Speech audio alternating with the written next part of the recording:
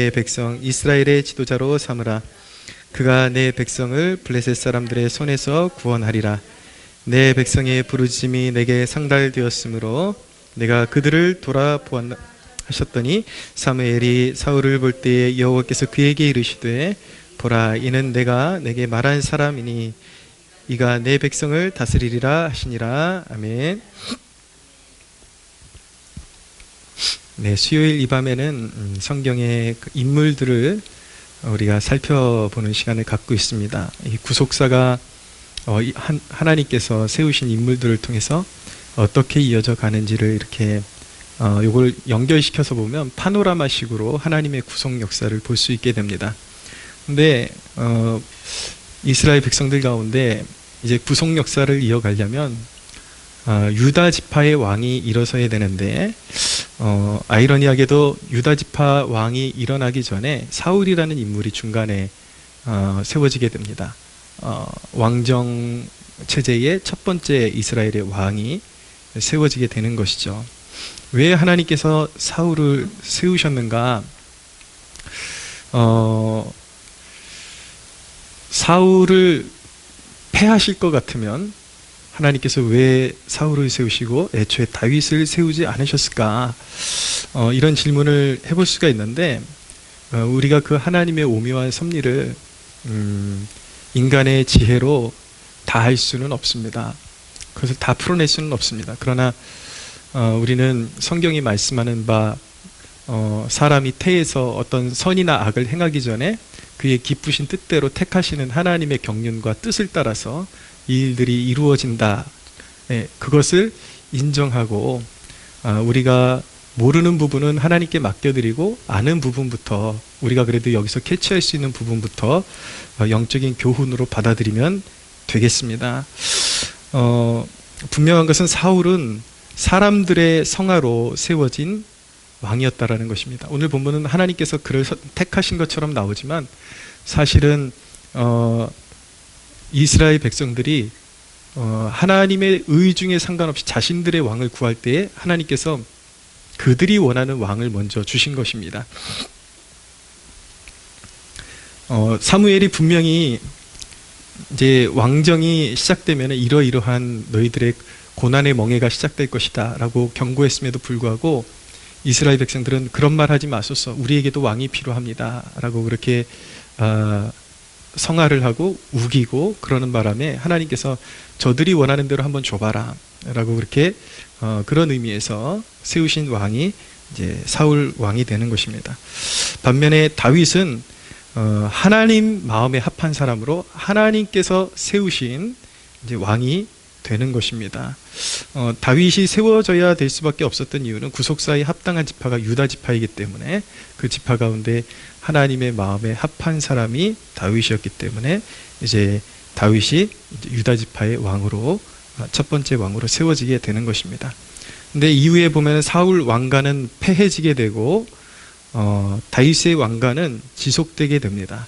근데 참 오묘한 것이 사울도 참 불순종을 많이 했죠. 그래서 사울 왕가가 패해지는 것은 당연한 것 같은데 그럼 다윗 왕가가 온전했느냐? 또 그렇지도 않습니다. 이후에 보면은 이제 솔로몬부터 시작해가지고 우상 숭배에 빠지고 이제 자식들이 대대로 중간중간에 뭐 좀 괄목할 만한 그런 뭐 요시야, 히스기야, 뭐 종교 개혁을 일으켰던 그런 왕들이 나오긴 하지만 대체적으로 불순종하는 왕들이 더 많았죠. 그것이 보여주는 것은 무엇이냐면 하나님의 구속 역사가 사람의 행함에 의존하지 않고 하나님의 약속에 의해서 움직인다, 연결된다라는 것을 보여주고 있는 것입니다. 그럼에도 불구하고 사울은 왜 그렇게 패해질 수밖에 없었는가? 그렇게 처참하게 버림받을 수밖에 없었는가? 왜 다윗도 연약함이 많았는데 그는 끝까지 보호받을 수밖에 없었는가? 그건 사실은 하나님의 그런 택하심의 경륜 안에 있는 것이기 때문에 우리가 그것을 다 말로 표현할 수는 없지만 분명한 것은 사울 안에 하나님이 쓰시기에 부적합한 면들이 있었음을 우리가 있었다라는 것을 묵상할 때에 우리가 무엇을 조심해야 하고 무엇을 피해야 되고 하나님을 어떻게 섬겨야 되는지에 대한 중요한 영적인 교훈을 얻게 될 것입니다. 먼저 보면 사울은 겸손으로 시작했습니다. 오늘 본문이 이제 사무엘에게 사울에게 기름 부어서 왕으로 세우라라는 말씀인데, 사울은 자신이 왕이 될지도 몰랐고 자신의 가족의 암나기들을 이제 몇 마리를 잊어버렸는데, 그 부친의 그 요구에 따라서 자기 사환을 데리고 암나기들을 찾으러 갔다가 이 암나기들을 어디서 찾아야 되지? 그러고 이 지경에 선견자가 있다라는 말을 듣고 선견자에게 물으러 이제 가게 되는데, 그 선견자가 바로 사무엘이죠. 사무엘이 사울이 자신에게 도착하기 하루 전날 밤에 이제 하나님께서 이제 사울에게 말씀해 주신 것입니다. 이제 사울이 오면 그에게 기름을 부어서 왕으로 삼아라. 그것이 9장 21절에 나타나는데, 사울이 그렇게 기름 부음 받을 때에 어떻게 반응을 했냐면, 사울이 대답하여 이르되 나는 이스라엘 지파의 가장 작은 지파 베냐민 사람이 아니니까, 또 나의 가족은 베냐민 지파 모든 가족 중에 가장 미약하지 아니하나이까, 당신이 어찌하여 내게 이같이 말씀하시니까. 사울의 그런 면모는 내가 왕이 되기에 합당하다가 아니라, 나는 우리 지파는 가장 작은 지파고 연약한 지파고 우리 집안도 그런 보잘것없는 집안인데 어떻게 내가 그런 일을 감당할 수 있습니까? 이렇게 자신의 연약함을 토로하는 것입니다. 이후에 보면은 사람들 앞에서, 백성들 앞에서 공식적으로 이제 왕인 것을 나타내기 위해서 사울을 공식적으로 이제 소개하는 대목에서 사울을 찾을 수가 없었습니다. 왜냐하면 그가 여전히 자기 안에서 연약함을 발견하고 왕으로 세움을 받기에는 자기가 부족하다고 느끼고 진보다리 사이에 숨어가지고 사람들 앞에서 나타나지 않았기 때문에 그가 보이지 않았던 것이죠. 그만큼 그는 낮은 마음으로 있었고 자기 힘으로 할 수 없다라는 그런 고백 가운데 있었던 사람이 사울이었습니다. 그래서 그렇게 겸손하고 겸비하고 낮은 마음으로 이제 기름 부음을 받고 이스라엘의 왕으로 등극했던 인물이 사울입니다. 이 사울이 기름 부음을 받고 그가 수행했던 첫 번째 미션은 암몬 자손을 물리치는 것이었습니다. 암몬 자손이 이제 이스라엘을 모욕을 주죠. 너희들 오른 눈을 다 빼버리겠다. 이스라엘 백성들이 우리 침공하기 전에 우리랑 언약을 맺읍시다. 우리가 말 잘 들을 테니까 언약을 맺읍시다. 그러니까 암몬 족속들이 헛소리하지 말아라. 니네 눈을 다 빼버리기 전에 약속 같은 거 없다. 그랬더니 말미를 달라고, 우리가 그럼 싸울 수 있는 사람들을 정비해서 올 테니까 그때 그러면 한번 우리 이제 대결을 하자. 그렇게 하고 이스라엘 백성들이 왔더니 그 소식을 들었던 이스라엘 백성들이 통곡을 하기 시작합니다. 싸울 전의를 완전히 잃어버린 상태에서 막 이제 다 죽게 생겼다고 통곡을 하죠. 사울이 자기가 살고 있던 기브아라는 그 지역에 도착하면서 그 소식을 듣게 됩니다. 암몬 족속이 이스라엘 백성들이 어떻게 모욕을 주었는지 그 소식을 들었을 때에 성경이 말씀하기를, 그 소식을 듣는데 사울이 성령에 감동되었다라고 말씀하고 있습니다. 11장 6절에 보면 사울이 이 말을 들을 때에 하나님의 영에게 크게 감동되매 그의 노가 크게 일어났다라고 말씀하고 있습니다. 우리가 이런 대목을 좀 이렇게 잘 이렇게 캐치해서 아주 필요한 그런 신학적인 주제들은 이렇게 터치하고 가는 게 좋습니다. 여기 보면은 구약 성경을 그냥 문자대로 읽으면은, 이걸 읽고 신약 시대까지 그대로 적용하면 성령이 내주하시는 신도의 내면에 머무르시는 성령님도 그 신자의 상태에 따라서 떠나가실 수 있구나, 그렇게 오해를 하게 되거든요. 그게 이제 신약적인 개념과 구약적인 개념을 이해하지 못하고 성령론에 대해서 이해하지 못하기 때문에 그런 식으로 성경을 읽으면 이제 굉장히 영적으로 무지한 소리, 무식한 소리들을 막 쏟아내게 되는 것입니다. 이거 봐라, 이 사울도 성령이 임하셨다 떠나지 않았느냐, 이걸 근거 구절로 해가지고 신약의 성도들도 성령이, 내면에 계신 성령이 떠나갈 수 있고 그 자리를 귀신이 차지할 수 있다, 이제 이런 식으로 이제 영적인 무지에 갇혀서 엄한 소리를 하게 되는 것입니다. 근데 구약 시대에는 아직 복음이 완성되기 전이기 때문에 성경을 읽을 때에 그냥 문자적으로 우리가 해석하면 큰일 나요.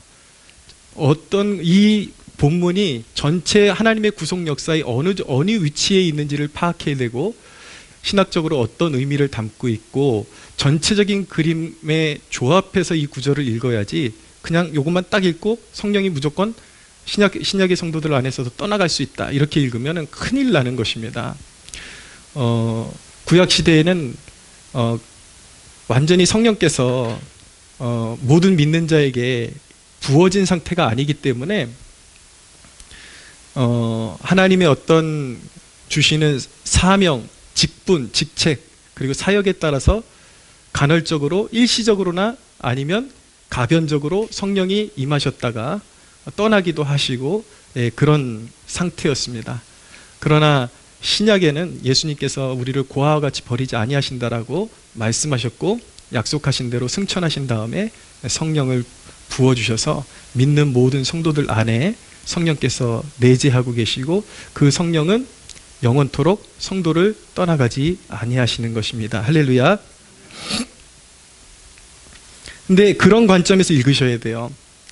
사울에게 완전한 어떤 성령님의 내재가 있었다라는 것이 아니라 기능적으로 그를 붙들고 계신 성령의 역사가 있었는데, 그가 이제 계속 불순종을 거스르고 하면서 이제 성령께서 그를 떠나가시는 그런 일들이 이제 구약 성경에서는 보여지는 것이죠.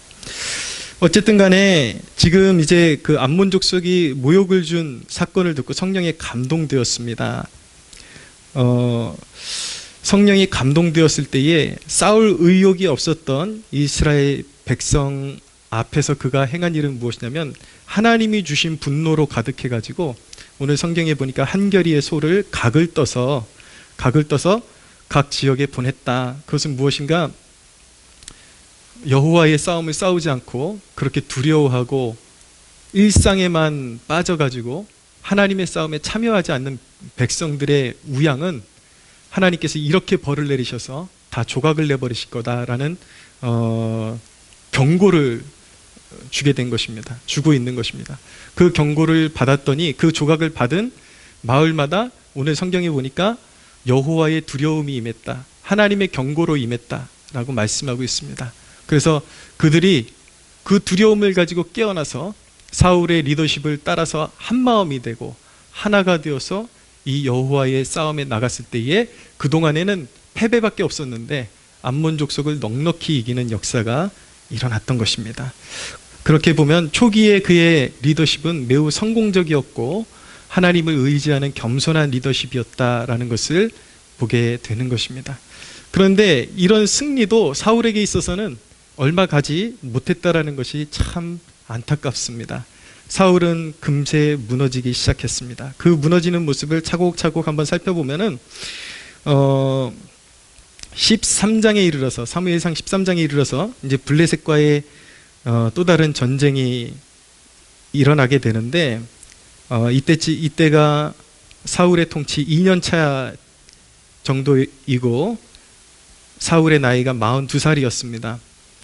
그때 대적의 규모가 어느 정도냐면 블레셋의 병거가 3만이요 마병이 6천이요 백성은 해변의 모래처럼 많았다라고 말씀하고 있습니다. 그 감당할 수 없는 수많은 대적들이 오합지졸 같은 이스라엘 백성들 앞에 이제 진을 치고 있으니까 오금이 저리는 거죠. 어찌 할 바를 모르고 있는 것입니다. 대적은 당장이라도 지금 이스라엘을 삼킬 것 같은데, 근데 이스라엘에게 있어서 전쟁을 치르기 전에 이것을 거룩한 성전으로 치르기 위해서 반드시 하나님 앞에 영광 올려드리고 제사를 먼저 하나님 앞에 올려드리도록 돼 있었는데, 문제는 무엇이냐면 길갈로 사무엘이 어떤 정한 기한에 오기로 약속을 했는데 무슨 이유 때문인지 알지 못하지만 사무엘이 도착하는 그 시간이 늦어지자 사울이 해서는 안 되는 일을 하게 됩니다. 여러분들도 알고 계시겠지만 사울이 제사장도 아니고 대제사장도 아닌데도 불구하고 자신이 제사를 직접 인도하게 되는 것이죠. 그러나 하나님 보시기에 이것이 그렇게도 극악한 불순종이 되었던 것입니다. 사실은 이렇게 초조하게 사무엘이 오는 시간이 딜레이 됐던 것은 사울에게 있어서 하나님을 정말 신뢰하고 있는가에 대한 시험대였다라고 말씀드릴 수 있는데, 사울은 기다리지 못하고 그 시험대에서 완전히 무너져 내리고 만 것입니다. 그때 사울의 마음, 왜 자기가 해서는 안 되는 일을 할 수밖에 없었는지 그 마음을 담은 변명이 13장 12절에 나오는데, 이에 내가 이르기를 블레셋 사람들이 나를 치러 길갈로 내려오겠거늘 내가 여호와께 은혜를 간구하지 못하였다 하고 부득이하여 번제를 드렸나이다. 문제는 무엇이냐면 사울이 부득이하여, 그러니까 자기의 상황 가운데 하나님을 신뢰하기보다 부득이한 그 상황 가운데 타협하고 말았다, 조바심에 휘둘리고 있었다라는 것을 보여주고 있는 것입니다. 사랑하는 여러분, 항상 하나님을 받들 때에 인간의 조바심이나 인간의 생각을 아무리 급해도 하나님의 영광을 빼앗아서는 안 되는 것입니다. 하나님께 드려야 할 것들을, 그 영광을 빼앗아서는 안 되는 것입니다. 여러분, 아무리 긴급한 일이 있어도 하나님께 드리는 예배를 붙잡을 수 있어야 하는 것입니다. 아무리 상황이 어렵고 힘들어도 예배를 타협해서는 안 되는 것입니다. 하나님 앞에 드려야 할 것들을 온전히 하나님을 경외하는 마음으로 드릴 때에 조급한 마음으로 인간적인 생각으로 나의 일을 붙들기보다 온전히 상황을 하나님께서 맡아주시기로 그렇게 하나님 앞에 맡겨드리는 것이, 그것이 지혜이고 그것이 능력이라는 것을 믿을 수 있게 되기를 바랍니다. 이후에 보면은 또다시 블레셋과의 전쟁에 휘말리게 되는데 14장에 또 이어지게 되는데, 사울의 문제는 무엇이냐면 상황에 맞지 않는 맹세를 남발합니다. 14장 24절에 보면 이날에 이스라엘 백성이 피곤하였으니 이는 사울이 백성에게 맹세시켜 경계하여 이르기를 저녁 곧 내가 내 원수에게 보복하는 때까지 아무 음식물이든지 먹는 사람은 저주를 받을지어다 하였습니다. 그러므로 모든 백성이 음식물을 맛보지 못했다라고 말씀하고 있습니다. 금식을 한다라는 것은 하나님 앞에 굉장히 옳은 행실인 것 같지만 그것도 때와 시를 잘 선택해야 된다는 것을 알게 됩니다. 지금 당장 전쟁을 치러야 되는 병사들이 칼도 지금 휘두를 수 있는 힘이 없는데 거기다 금식까지 시키니까 이게 싸움이 될 수가 없는 거죠.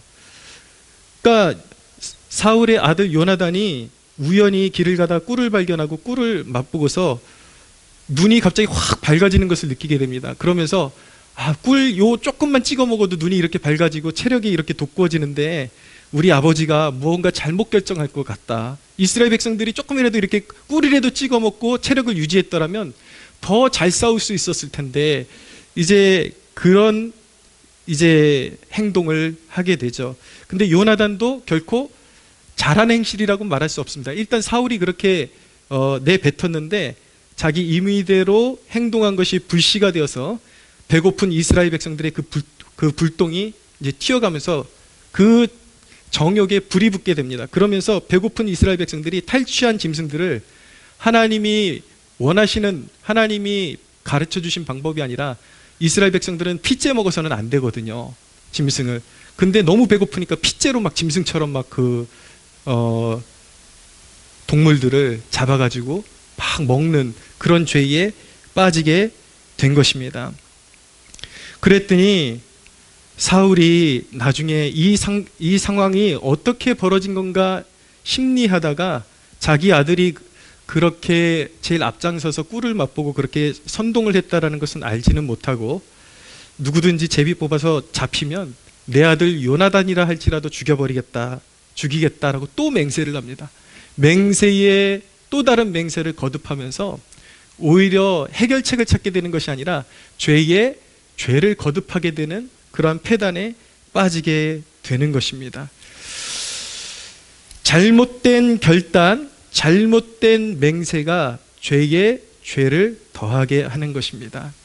여기에서 우리 신앙생활을 할 때 배울 수 있는 지혜도 여기 있습니다.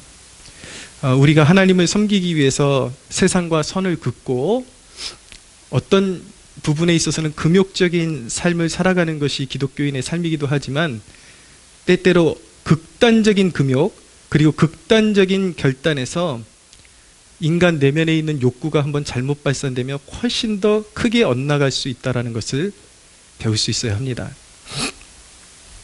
그래서 우리는 금욕이라는 것을 기독교인들은 세상에 빠지기 위해서 잘 활용하지만 금욕주의 자체를 추구하는 것은 아니다라는 것을 우리가 배울 필요가 있습니다.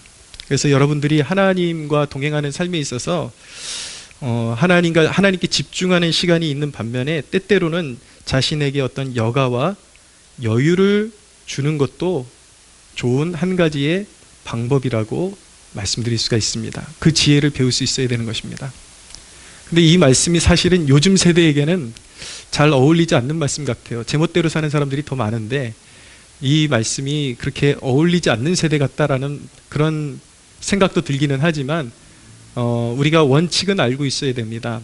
어떤 하나님을 섬기는 것도 중요하지만 그렇다고 해서 이 말씀을 잘못 적용해서 막 예를 들어서 일주일에 한 달에 한두 번은 막 음란한 행실에 빠지고 방탕한 행실에 빠지고 그렇게 할 수도 있다라는 것이 아니라 하나님 앞에 죄가 아닌 것 중에서도 우리가 얼마든지 우리 자신에게 숨통을 틔워줄 수 있고 여가를 줄 수 있고 이따금씩 어떤 여행을 한다든지 저 같은 경우는 꼭 이렇게 묵상이나 기도 생활하면서도 꼭 커피 한 잔 할 수 있는 시간적 여유, 음악을 듣고 커피 한 잔 할 수 있는 그런 여분의 시간을 두고 때로는 너무 집중해서 일만 하는 것보다 그냥 멍 때리고 그냥 좀 무언가 이렇게 시청하는 것도 자극적인 것은 좋지 않지만 그런 시간을 갖는 것도 우리의 그런 어떤 지친 그런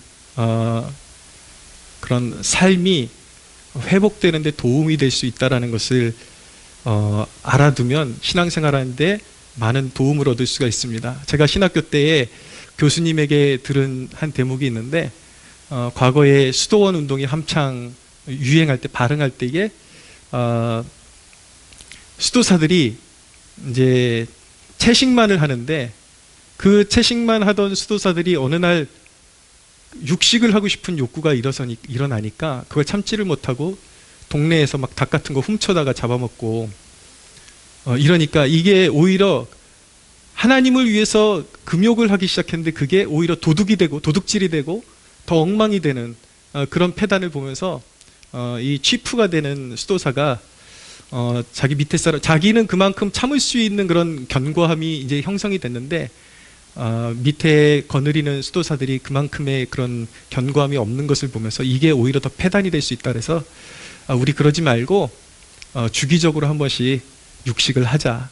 그래서 오히려 육식을 막 사람이 너무 힘들어질 때쯤 육식을 하고 그 다음에 또 딱 절제하고 하나님께 약속된 시간은 채식을 해서 오히려 더 큰 죄를 피하는 지혜로운 그런 습관을 이렇게 수도원에 들여오는 경우도 있었다라는 그런 이야기를 예화를 들은 적이 있는데 여러분들이 지금 제 설교를 듣고 성령님의 조명을 받아서 여러분들의 각자의 삶에 맞게 죄가 아닌 곳으로 아름답게 여러분들에게 영적 그 자유와 그 기쁨을 누릴 수 있는 그런 축복이 여러분들에게 있게 되기를 예수님의 이름으로 축원합니다. 15장에 이르면 유명한 아말렉 사건이 나오죠. 하나님께서 사울에게 다시 기회를 주시기 위해서 아말렉을 치고 오라 그랬는데 어찌된 일인지 우양을 남겨두었습니다. 아각 왕도 죽이지를 않았습니다. 사울은 무엇이라 그랬냐면 사무엘이 책망하니까 하나님 앞에 제사를 드릴 때 이렇게 좋은 것들로 드리면 좋지 않느냐 그렇게 말했지만 사무엘이 책망하니까 진짜 속내를 15장 24절에 사울이 이야기하는데, 사울이 사무엘에게 이르되 내가 범죄하였나이다. 내가 여호와의 명령과 당신의 말씀을 어긴 것은 내가 백성을 두려워하여 그들의 말을 청종하였습니다 라고 말을 합니다. 사실은 사람을 두려워했기 때문에, 하나님을 두려워하지 않고 사람을 두려워했기 때문에 그런 불순종의 죄악에 빠지게 된 것이죠. 사울은 더 좋은 것으로 하나님 앞에 드리면 좋지 않겠느냐라고 그렇게 핑계를 냈지만, 사무엘은 굉장히 유명한 말을 남기죠. 사무엘이 이르되 여호와께서 번제와 다른 제사를 그의 목소리를 청종하는 것을 좋아하심과 같이 좋아하시겠나이까. 순종이 제사보다 낫고 듣는 것이 순양의 기름보다 나으니 이는 거역하는 것은 점치는 죄와 같고 완고한 것은 사신 우상에게 절하는 죄와 같음이라. 왕이 여호와의 말씀을 버렸으므로 여호와께서도 왕을 버려 왕이 되지 못하게 하셨나이다 라고 그렇게 선언을 한 것입니다. 하나님이 원하시는 것은 좋은 건 내놔라. 하나님이 원치 않는데 좋은 거 가져와봤자 소용이 없습니다. 하나님이 원하시는 것은 순종을 요구하시는 것입니다. 할렐루야. 이런 대목들을 보면 사울이 얼마나 인간적인 가치관에 붙잡혀 있었는지, 인간 중심적인 사람인지 선명하게 보이게 되는 것입니다.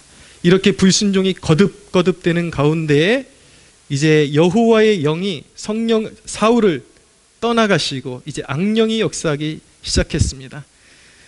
이제 사울의 남은 인생은 질투의 화신이 되어서 다윗을 죽이는 일에만 매진했습니다. 여러분, 상처가 왜 나쁜 것인지 아십니까? 상처는 하나님과의 관계를 회복시키려고 하지 않고 원망에 사로잡혀 일생을 보내게 하기 때문에 그것이 위험한 것입니다. 무서운 것입니다. 사울처럼 상처를 안고 그것을 하나님과의 관계 회복으로 에너지를 쏟지 않고, 저 다윗이라는, 사실은 그게 자기가 하나님께 불순종해서 벌어진 일인데 그걸 체크하지 않고 다윗이 경쟁자로 일어나니까 그 사람만 죽이면 될 줄 알고 거기에 꽂혀가지고 이것이 바로 인생을 소모하고 버리는 지름길인 것입니다. 28장 사무엘상 28장에 이르러서 이제 블레셋과의 또 다른 대치 상태에서 사무엘이 이제 죽고 없으니까 사울이 두려워서 누구를 의지해야 될지 모르니까 이제 마침내 그의 불순종의 끝판 왕의 자리까지 갑니다. 바로 엔돌의 신접한 여인을 찾아가서 무당을 찾아가서 이제 죽은 자와 접신하는 그런 죄를 범하게 되죠. 결국은 거기서 사울은 사형 선고를 받고 길보아 산에서 전투를 치르다가 처참하게 죽게 됩니다. 왜일까요, 여러분? 여러분, 다윗하고 사울하고 궁극적인 차이는 무엇이냐면, 다윗은 옆에 선견자가 없다 할지라도 그 자신이 말씀을 항상 하나님의 계명을 가슴에 심고 읊조리고 하나님의 뜻을 묻던 사람이었습니다. 근데 사울은 하나님의 말씀을 가슴에 담지 못하고 항상 곁에 있는 선견자를 의지하다 보니까 그 사람이 떠나가고 나니까 물어볼 사람이 없으니까 결국은 불순종과 이런 접신하는 죄까지, 하나님을 떠나서 완전 악행의 악행을 거듭하는 이런 지경까지 들어가게 된 것이죠. 말씀 중심의 신앙생활과 그냥 감정 중심의 신앙생활의 차이가 이렇게 무섭다라는 것을 여러분 깨달으셔야 되는 것입니다. 기독교는 체험의 종교입니다. 그러나 말씀의 중심이 있지 않고는 항상 들뜨고, 항상 이 세대의 문제점이 바로 거기 있거든요. 말씀이 없으니까 무당 같은 짓을 하고 사는 거예요, 기독교인들이. 여러분, 하나님의 말씀을 가슴판에 새기고 말씀을 사랑하는 여러분들 되시기를 축원합니다. 사무엘상 2장 30절에 보면 나를 멸시하는 그를 나 또한 그를 멸시할 것이다, 하나님께서 말씀하셨는데 그 말씀이 사울에게 이루어졌습니다. 말씀대로. 신앙의 첫 단추가 매우 중요합니다. 말씀과 성령으로 신앙을 세워나갔냐가 매우 중요합니다. 신앙의 기초부터 예수님을 영접하고 나서 그분의 말씀을 차곡차곡 배워가면서 말씀을 저장하고 말씀을 음미하고 말씀을 따라 살아야지, 자기 그냥 주관적인 그냥 기도 생활하거나 아니면 기도도 하지 않다가 어떤 감정에 따라서 결정하고 이런 것이 습관이 되면 결국은 무너지는 집이 될 수밖에 없는 것입니다. 그래서 기초부터 하나하나 잘 쌓아올려서 반석 위에 세운 집이 되어야 하는 것입니다. 여러분들의 신앙이 반석 위에 굳건하게 세워진 집이 되기를 축원합니다. 마태복음 7장 23절에서 27절에 이렇게 말씀합니다. 그때에 내가 그들에게 밝히 말하되 내가 너희를 도무지 알지 못하니 불법을 행하는 자들아 내게서 떠나가라 하리라. 그러므로 누구든지 나의 이 말을 듣고 행하는 자는 그 집을 반석 위에 지은 지혜로운 사람 같으리니 비가 내리고 창수가 나고 바람이 불어 그 집에 부딪히되 무너지지 아니하나니 이는 주추를 반석 위에 놓은 까닭이요 나의 이 말을 듣고 행하지 아니하는 자는 그 집을 모래 위에 지은 어리석은 사람 같으리니 비가 내리고 창수가 나고 바람이 불어 그 집에 부딪힘에 무너져 그 무너짐이 심하니라 라고 말씀하고 있습니다. 사랑하는 여러분, 마지막으로 권면합니다. 여러분들의 삶이 말씀 중심에 그러나 성령에 민감한 반석 위에 세워진 주님의 말씀을 알아차리고 민감하게 반응하고 순종하는 여러분들 되시기를 예수 그리스도의 이름으로 축원합니다. 하나님께 영광의 박수 올려드리겠습니다.